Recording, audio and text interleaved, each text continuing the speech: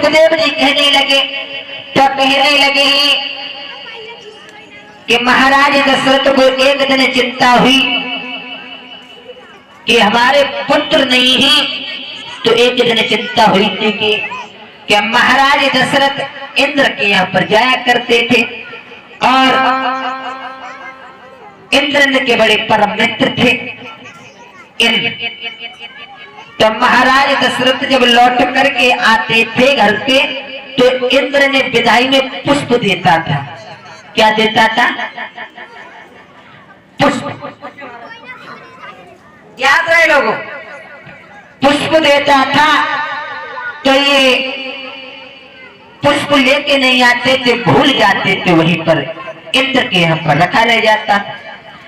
तो रोजाना जाया करते थे। तो एक दिन महारानी ने कहा, हे महाराज एक बात बताओ। बोले क्या?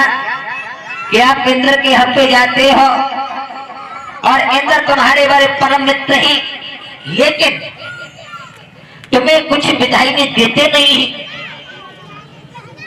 सुखदेव जी कहने लगे, हे राजन परीक्षित, कहने लगे कि इंद्र तुम्हें विदाई में कुछ देते नहीं है।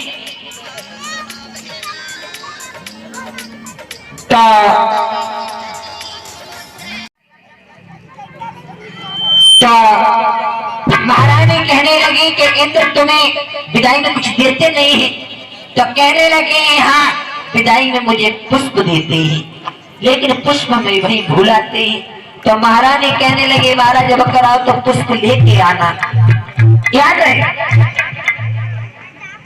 मनीष भैया, महारानी कहने लगी अगर अब कराओ तो पुष्प लेके आना।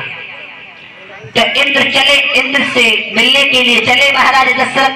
फिर तो जैसे ही पहुंच जाते सिंहासन पे बैठे रहे, बातें करते रहे। तो जैसे ही बातें करते रहे तो लौट करके जब चलने के लिए तैयार हुए हैं तो इंद्र ने विदाई में पुष्प दिया और कुछ देर तक वहां बैठे रहे। लेकिन हुआ क्या, पुष्प फिर भूल गए। आगे बढ़े, रास्ते में आए, जब ध्यान आया कि पुष्प वही भूल गए तो उसी समय लौट करके गए। जब लौट करके गए तो क्या देखा है कि इंद्र जिस आसन पे महाराज दशरथ बैठे हैं वो आसन धुलवा रहा है। जिस आसन पे महाराज दशरथ बैठे थे वो आसन धुल रहा है। तो आसन धुल रहा है तो महाराज दशरथ पास में पहुंचे और कहने लगे, हे इंद्र ये बताओ ये आसन क्यों धुल रहा है? इंद्र कहने लगा, हे महाराज दशरथ तुम हमारे परम मित्र हो, हम इसीलिए तुम्हें छुपाएंगे नहीं, बताएंगे जरूर। क्यों? ये आसन इसलिए धुल रहा है, तुम निर्वंशी हो, तुम्हारे कोई संतान नहीं है, इसलिए ये आसन धुल रहा है। याद रहे। अब महाराज दशरथ को इस दिन बड़ी चिंता हुई।